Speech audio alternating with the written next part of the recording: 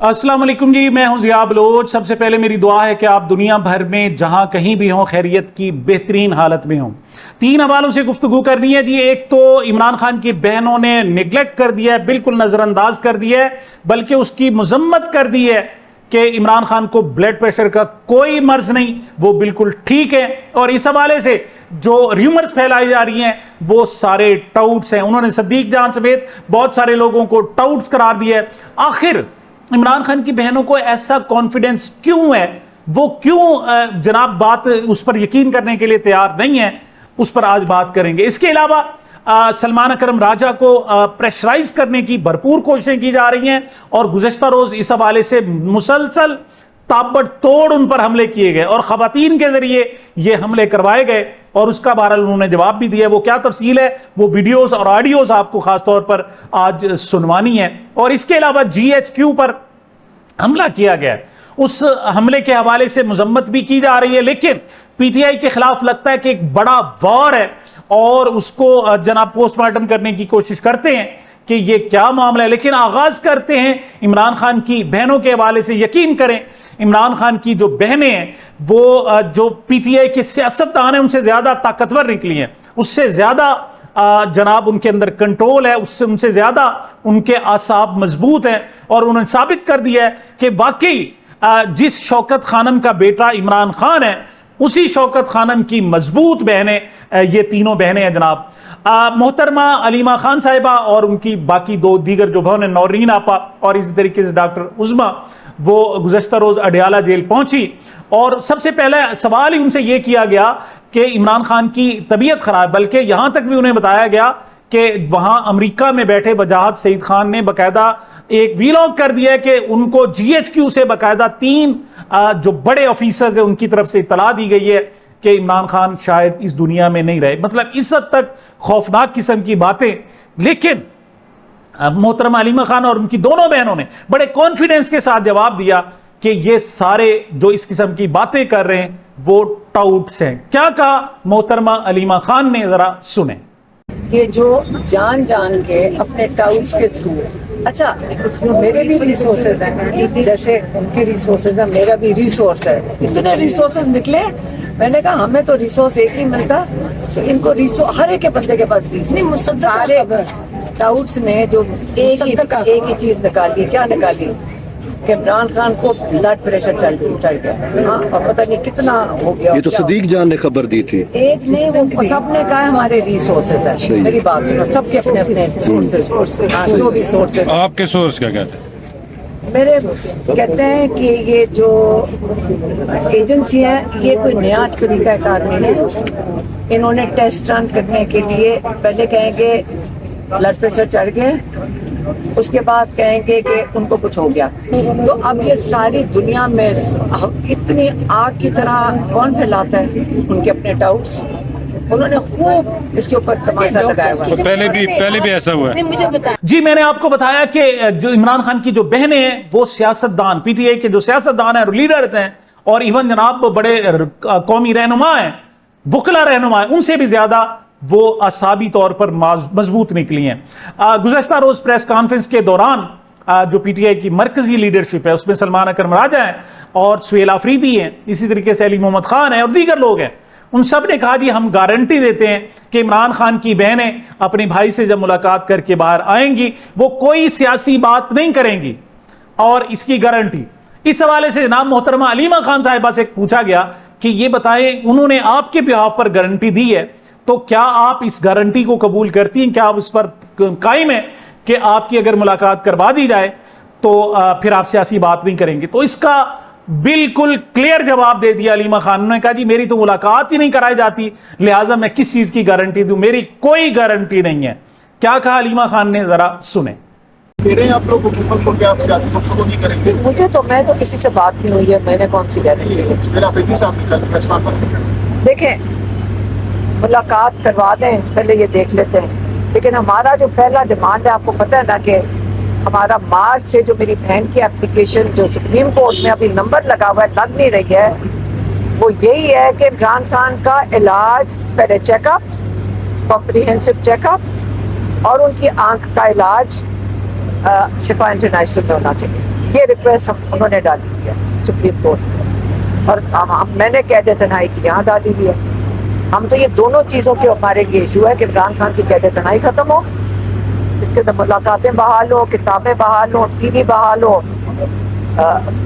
وہ کہہ رہے تھے جیل میں سپرنٹینڈنٹ کے اخبار 2 دے رہے ہیں، تو باقی چیزیں بھی بحال کریں. یہ تو ان کا دیکھیں جج کے نیچے ہے جیل، جج نے بھیجا ہے ان کو جیل میں، اور جج ذمہ دار ہیں ان کی صحت کا. اور ججز کو یہ کہہ رہے ہیں کہ آپ ان کی آئسولیشن ختم کروائیں اور ان کا علاج ہسپتال میں کمپریہنسو چیک اپ کے ساتھ ان کا علاج کریں. جی سلمان اکرم راجہ پر بھرپور طریقے سے چڑھائی کر دی گئی، اور ان کو مطلب یہ وہ شخص ہے جو گزشتہ روز بھی انہوں نے کہا کہ 30 کروڑ روپے میں نے انکم ٹیکس دیا تھا. تو کمایا کتنا ہوگا آپ خود تصور کر لیں، اربوں روپے کمائے ہوں گے تو 30 کروڑ روپے ٹیکس دیا. اور اس پر الزام لگائے جا رہے ہیں کہ جناب وہ پی ٹی آئی کا چندہ کھا رہا ہے، وہ فلاں جگہ جناب 40 کروڑ روپے آئے تھے ان میں سے جناب کوئی رکھ لیا. وہ اس کا بھرپور جناب جواب دیا، اور خاص طور پر جب اپنی ذات کے حوالے سے اعتراض ہو جائے نا، دیکھیں پارٹی کے حوالے سے آپ پر پریشر بھی ڈال دیا جائے، آپ اس کو قبول کرتے ہیں، آپ چلتے ہیں، لیکن آپ کی ذات پر اس قسم کے گھٹیا اور غلیظ حملے کیے جائیں اور خاص طور پر مالی کرپشن کے الزام عائد کیے جائیں تو اس کو پھر برداشت نہیں کیا جاتا. اور خاص طور پر جو دیانتدار اور صاف ستھرا شخص ہوتا ہے وہ کسی طور پر بھی پھر برداشت نہیں کر سکتا. تو یہ گزشتہ روز بھی حالانکہ پورا میڈیا تھا اس کے سامنے جناب وہ طیش میں آ گئے. ان سے جو سوال کیا گیا تھا مشال یوسفزئی کے حوالے سے کہ آپ کو عمران خان صاحب نے جب ہدایت دی ہے کہ آپ اسے پارٹی سے نکال دیں، آپ کیوں نہیں نکال رہے، اس کے جواب میں کیا کہنا تھا سلمان اکرم راجہ کا، ذرا سنیں. آپ کو یہ خان صاحب نے سلمان صفدر صاحب سے جو ملاقات ہوئی تھی اس وقت خبریں گردش کی تھی کہ آپ کو خان صاحب نے کہا تھا کہ مشال یوسفزئی صاحبہ کو فارغ کر دیا جائے، اور یہ جب آپ کے پاس بات تھی تو آپ نے کیا کیوں نہیں؟ دیکھیں بالکل یہ آئی تھی. دیکھیں سن لیجئے، فارغ کرنے کا کیا مطلب ہے. دیکھیں سینٹ سے تو میں فارغ نہیں کر سکتا نا، سینٹ میں وہ موجود ہیں، میرے پاس کوئی اختیار نہیں کہ میں ان کو سینٹ سے فارغ کروں. پارٹی سے ان کو نکالنے کا ایک عمل ہے، اس عمل کو اگر میں استعمال کرتا ہوں، میں نے ایک طرح سے درگزر سے کام لیا کہ پارٹی میں انتشار نہ پڑے. وہ اکیلی نہیں ہے، اس کے پیچھے پورا ایک گروہ ہے. اگر یہ عمل ہم کرتے جو شاید اب کرنا پڑے تو پارٹی میں نفاق پڑتا. میں نے پارٹی کی خاطر اپنے اوپر الزامات کو، اپنے اوپر اس کے حملوں کو سہا، آج دن تک سہا تاکہ پارٹی میں نفاق نہ پڑے. وہ اکیلی نہیں ہے، اس کے پیچھے ایک بہت بڑا گروہ ہے. میں لے لوں گا، وہ سب سامنے آ جائے گا. میں آپ کو بتاتا ہوں میں ابھی نہیں لوں گا. جس نفاق کو میں نے ہوا نہیں دینی تھی تو اس کو میں آج ہوا نہیں دوں گا. میں جانتا ہوں کون کدھر ہے. اچھا، سلمان اکرم راجہ پر جو ہے وہ زنانے حملے کیے گئے. آپ کو یاد ہے نا پچھلے دنوں جو پنجاب حکومت ہے اور ادھر سے سندھ حکومت ہے ان کی زنانوں کی لڑائی ہوئی تھی. ادھر سے جناب چونکہ مریم اورنگزیب صاحبہ ہیں، عظمہ بخاری صاحبہ ہیں، ادھر سے جناب پھر جو خواتین ہیں شہلا رضا صاحبہ اور دیگر جناب وہ آ گئیں، اور انہوں نے یہاں تک کہہ دیا کہ جو کشمیر میں جعلی الیکشن کروائے جا رہے ہیں اس میں دھاندلی کی گئی ہے، تو ایسے میں جو بھی حکومت بنی ان کے نیفے میں پستول پھر چل سکتا ہے. بات مطلب یہ خواتین عام طور پر اس قسم کی باتیں کرتی نہیں، کوئی روایتی جھجک ہوتی ہے، لیکن یہ چونکہ پیپلز پارٹی کی خواتین ہیں انہوں نے یہاں تک کہہ دیا. تو جو پی ٹی آئی کی خواتین ہیں وہ بھی اس سے کم نہیں ہیں. سلمان اکرم راجہ نے کہا کہ وہ اکیلی نہیں ہے کہ آپ مشال یوسفزئی کے خلاف، اس کے مطلب پورا کا پورا گروپ ہے، اور ان کے جو سرغنہ ہیں وہ جناب مروت صاحب ہیں. تو جب مروت صاحب اور پھر شاندانہ گلزار کھڑی ہو، اور بھی بہت سارے لوگ ہیں، ایمن اعظم سواتی کے متعلق بھی کہا جا رہا ہے کہ وہ بھی سارا اس گروپ کا، تو ایسے میں اس کو نکالنا کوئی آسان نہیں ہے. عمران خان نے کہا نکال دو، یعنی اس بی بی کو، یوسفزئی کو، مشال یوسفزئی کو، لیکن خیبر پختونخوا کے لوگوں نے اسے سینیٹر بنا دیا. تو شاندانہ گلزار صاحبہ سلمان اکرم راجہ پر کیا الزامات عائد کر رہی ہیں، ذرا سنیں. باہر ہے نا، ان کو پارلیمنٹیرین سے مسئلہ ہے، اور سلمان اکرم راجہ صاحب کہتے ہیں کہ 50,000 روپیہ بھی ہمیں نہیں دے رہے تنخواہ میں سے. بہت غلط بات کہہ رہے سلمان صاحب. اگر میں آپ کو بتاؤں کہ جو قیدیوں کا پیسہ امریکہ سے آیا 50 کروڑ، وہ کس نے کھایا، پھر کون اس کا جواب دے گا؟ اگر میں نے بتایا کہ جو ایلمین نے 40 کروڑ دیا وہ پیسہ کون کھا گیا، تو پھر کسی کے منہ پہ کچھ نہیں رہے گا. دیکھیں یہ اتفاق کا وقت ہے، عمران خان کی رہائی کا وقت ہے. ہر بندہ اپنی حیا کو بھاگ گئے، خاص کر وہ لوگ جن کے پاس سیٹیں ہیں. میں MNA ہوں، میرے پاس نہ کوئی تنظیمی پوزیشن ہے، نہ پارٹی کے میں عہدیدار ہوں، میں صرف اپنے حلقے کی ریپرزینٹیٹیو ہوں. لیکن ہر بندہ اپنا گریبان مطلب جھانک کے بات کرے. 50,000 نہیں دے رہے پارلیمنٹیرینز. ان سینیٹرز نے، میں 2 سینیٹر سے آپ کو نام دوں گی جنہوں نے میرے پاس الیکشن کے پیسے نہیں تھے، سینیٹر محسن عزیز اور سینیٹر سواتی صاحب, ان کو جب پتا چلا, کیونکہ میں تو تب نئی نئی جیل سے نکلی تھی, انہوں نے میرے الیکشن میں کنٹریبیوٹ کیا. اچھا, یہ جھڑپ جناب کوئی پہلی نہیں ہے, اس سے پہلے بھی ہوتی رہی اور متواتر ہوتی رہی ہیں, لیکن گزشتہ رات یہ جناب ایک واٹس ایپ گروپ میں پہلے الزامات عائد کیے مشعل یوسف زئی نے, اور پھر اس کا جو جواب دیا وہ سلمان اکرم راجہ نے دیا. اس نے کہا جی کہ سلمان اکرم راجہ تم چپ رہو, ورنہ پھر میں ٹویٹ کرنے پر آئی تو پھر میں تمہارا جناب کچا چٹھا کھول دوں گی. اس پر پھر وہ غصے میں آ گئے, اور یہ کیا ایک دوسرے پر الزامات کیا رہے, ذرا سنیں. اور عدالتوں میں پارلیمنٹیرینز کا کام نہیں ہے سر, پارلیمنٹیرینز عدالتوں کے باہر کھڑے ہوں گے.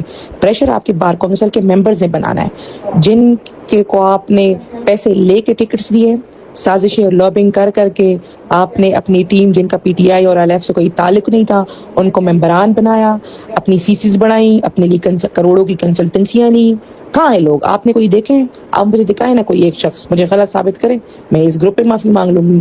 لیکن سازشیں ہوئی ہیں سر, جھوٹ بولا گیا ہے, اور آپ روز آ کے کہتے ہیں پارلیمنٹیرینز یہ وہ. جواب دیں ہمیں, کدھر ہے پاکستان بار کونسل کے ممبرز, کدھر ہے پنجاب بار کونسل کے ممبرز؟ آپ نے کی ہے سازشیں, آپ نے خان صاحب کے اکاؤنٹ کو استعمال کر کے اپنے لیے ٹویٹیں کرائی ہے, آپ نے بہت کچھ کرایا ہے. میں لکھنے پہ آؤں نا سر, تو ایسی باتیں ہیں کہ آپ خود حیران پریشان ہو جائیں گے کہ خان صاحب کے سامنے کیا کیا کہا گیا ہے. اوے بی بی, میری زندگی ایک کھلی کتاب ہے, میں نے زندگی ایسے نہیں گزاری. میری زندگی کا ایک لمحہ نہیں ہے جس پہ کوئی انگلی اٹھا سکے. بولو جو بول سکتی ہو تم, کون سی بات میں نے کی ہے جو سازش تھی؟ بتاؤ سب کو میری سازش. میری زندگی ہر بندہ جانتا ہے جو مجھے جانتا ہے 5 سال کی عمر سے.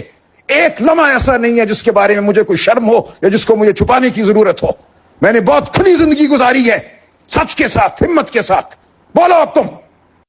جی, خبر آئی تھی جناب کہ اسلام آباد میں جو پی ٹی آئی کے جھنڈا جو ہے اس کا راج ہو گیا. تو میں بڑا حیران ہوا کہ پی ٹی آئی کا جھنڈا اسلام آباد میں کیسے راج کر سکتا ہے. پی ٹی آئی کا جھنڈا تو اس وقت ایران سے بھی زیادہ اور جناب وہ دہشت گرد کہلاتا ہے, تو اس کو جناب کیسے ہو سکتا ہے؟ تو پتہ چلا کہ حکومت کی طرف سے جناب جو آرڈرز دیے گئے, چونکہ یہ جو معاہدہ ہوا ہے پاکستان, ترکیہ اور ساتھ سعودی عرب کا ہے, تو اس میں جو کلرز ہیں وہ سعودیہ کا بھی سبز ہے, پاکستان کا بھی چونکہ سبز ہے, لیکن ترکیہ کا سرخ ہے.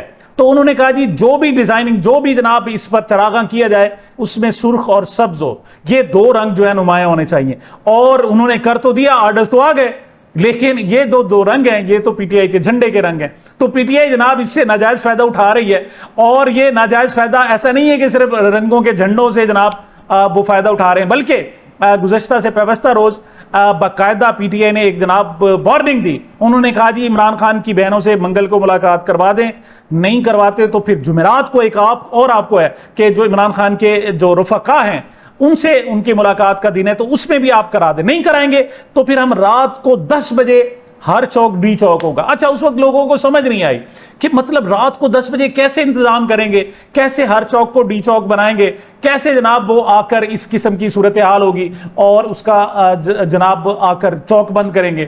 تو پھر بعد میں جب کیلکولیٹ ہوا تو پتہ چلا کہ جناب جمعرات اور جمعہ کی جو درمیانی شب ہے در حقیقت وہ یوم آزادی کی شب ہے. اس میں آپ کو پتہ ہے رات کو 12 بجے منچلے نکلتے ہیں اور جناب وہ بڑے ہوٹر لگاتے ہیں اور جناب مستیاں کرتے ہیں. تو اب جناب وہ پاکستانی قوم نے تو نکلنا ہے, اب یہاں شرارت جو کی ہے وہ پی ٹی آئی نے کی ہے, اور وہ کہتے ہیں جناب کہ اس میں ہم ہر چوک کو ڈی چوک بنا دیں گے. مطلب یہ جناب دادا جی کی جناب فاتحہ ہوگی, لیکن حلوائی جی کی دکان ہے. اس کے بارے میں بڑا مشہور ہے کہ ایک شخص جناب جا کر ایک حلوائی کی دکان کے سامنے کھڑا ہو کے فاتحہ پڑھنے لگ گیا, اور پڑھتے پڑھتے اس نے کہا جی یہ ساری جو مٹھائی لاکھوں روپے کی پڑی ہے اس کا ثواب جناب میں اپنے نانا کے روح کو بخشتا ہوں. وہاں لوگ کٹھے, انہوں نے کیا کر رہے ہو بھائی؟ اس نے کہ ساری مٹھائی کا ثواب میں نے اپنے نانا جی کے جناب. انہوں نے کہا یہ کیا مطلب؟ یہ تو انہوں نے یا تو ان سے خریدو اور آگے, تو انہوں نے کہا نہیں خریدنا نہیں ہے, ہم نے جناب یہ حلوائی جی کی دکان ہے, بس نانا جی کو فاتحہ کر دی ہے. تو یہاں بھی چونکہ یوم آزادی کے حوالے سے تقریبات ہوں گی, لیکن پی ٹی آئی نے اسے اپنے کھاتے میں ڈالنے کی کوشش کی ہے. اچھا, یہ کھپ بھی ہو سکتی ہے, ایک بات یاد رکھنا. اب پولیس ویسے ہی جو ہے نا رات 12 بجے درد سر ہوتا ہے, لوگ شراب پی کر ویسے بھی جناب جو سیلنسر نکال کر موٹر سائیکلوں کے اور بڑا شور و غل کرتے ہیں, لوگوں کو تنگ کرتے ہیں. لیکن اس مرتبہ زیادہ, اور گرفتاریاں بھی ہوتی ہیں. اس مرتبہ جو ہوں گے وہ صرف پی ٹی آئی کی گرفتاری ہوں گی. حکومت پی ٹی آئی کے لوگوں کو گرفتار کرے گی, جہاں بھی جھنڈا نظر آیا وہ کہیں گے جناب انہوں نے شراب پی ہوئی تھی, فلاں کیا ہوا تھا. مطلب جو بھی الزامات لگانے تو آج کل آسان ہے نا, کوئی مشکل تھوڑی ہے.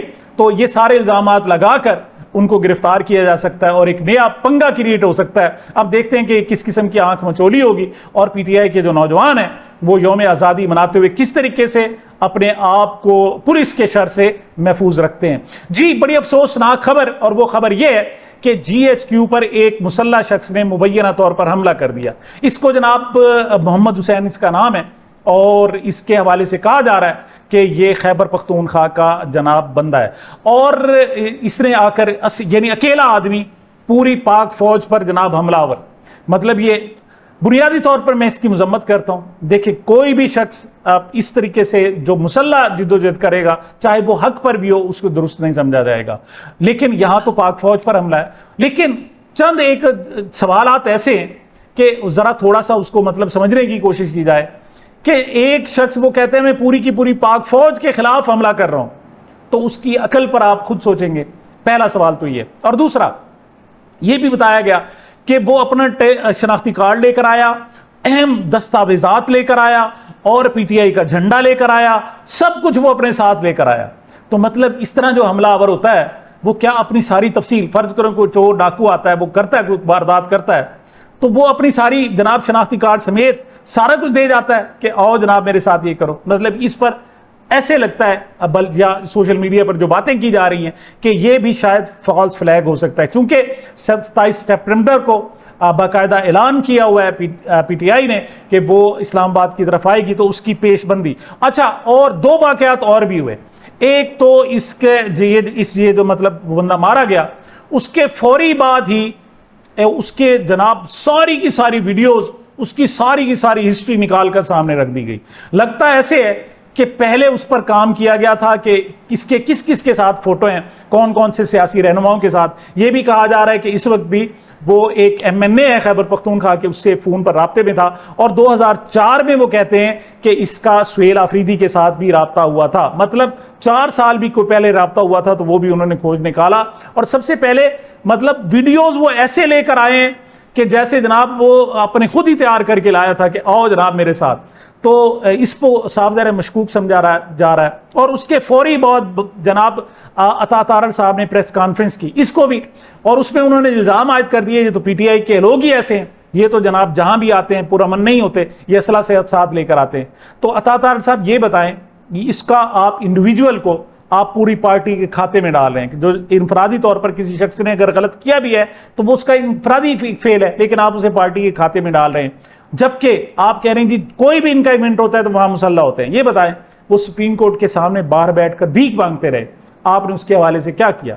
آپ وہ اسلحہ لے کر آئے تھے؟ کیا لے کر آئے تھے؟ اڈیالہ جیل میں یہ 39 ہفتے ہو گئے جناب، 39 منگل ہو گئے، اور ہر ہفتے عمران خان کی بہنیں آتی ہیں، ہزاروں لوگ اکٹھے ہوتے ہیں. وہاں آپ کے ٹاؤٹس تو گئے جنہوں نے محترمہ علیمہ خان صاحبہ کو انڈے بھی پھینکے، ان کے ساتھ بدتمیزیاں بھی کی، آپ کی پولیس بھی ان پر زیادتی کرتی رہی، ان پر گندا پانی تیزاب والا پھینکتی رہی. ان کی طرف سے تو کوئی ایسی بات نہیں ہوئی. تو آپ جناب لگتا ایسے کہ ساری تیاری پہلے ہو چکی تھی، اور یہ سب کچھ جناب چونکہ کھاتے میں ڈالنا تھا پی ٹی آئی کے، لہٰذا یہ آغاز کر دیا گیا. اور ایسے پھر اب ایسے یہ سلسلہ چل پڑا تو مزید فالس فلیگ آپریشن بھی ہو سکتے ہیں. صاف ظاہر ہے 9 میں بھی تو ایک ہوا تھا. تو اب اس قسم کے جناب چیزیں چلانا کوئی آسان نہیں ہے. لیکن اس مرتبہ لگتا ہے ایسے ہے کہ شاید اسٹیبلشمنٹ اس حد تک آگے نہ جائے جہاں پہلے معاملات جا چکے ہیں، کیونکہ اسٹیبلشمنٹ کو ابھی صوبے پہ بنوانے ہیں، اور یہ جو دو پارٹیاں پیپلز پارٹی اور نون لیگ ہیں وہ کسی طور پر بھی ماننے کے لیے تیار نہیں ہیں. ایسے میں صوبے کے حوالے سے کہیں سے مدد آ سکتی ہے تو وہ پی ٹی آئی کی طرف سے آ سکتی ہے، اور یہ وہ مدد ہوگی جو شاندار بھی ہوگی اور مضبوط بھی ہوگی. سامعین، یہ میری اب تک کی گزارشات تھی. مجھے اپنے اس چینل کو اپنی محبتوں اور دعاؤں میں یاد رکھیں. ملتے ہیں چھوٹے سے وقفے کے بعد. اللہ حافظ. پاکستان زندہ باد.